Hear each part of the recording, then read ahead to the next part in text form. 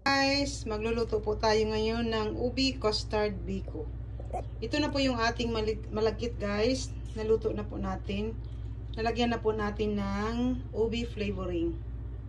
Ito na po yung ating latik guys. Naglalagay po tayo dito ng brown sugar.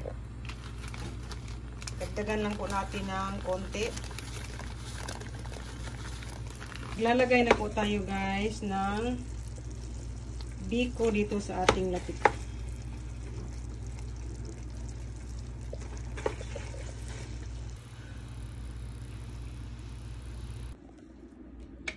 Ilagay na po natin dito guys yung ating biko o bibiko na malagkit.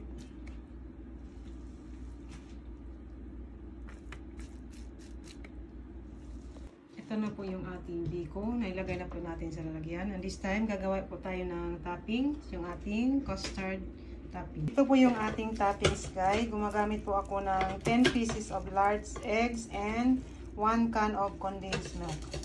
Lutuin natin ng konti yung ating toppings. Ilagay po natin dito sa ating kawali. After cooking the toppings, nilagay na po natin sa ibabaw ng ating ubi biko. This time guys, i-bake na po natin ang ating yema biko. After po natin na i-bake yung ating ubi with yema toppings, ito na po siya guys.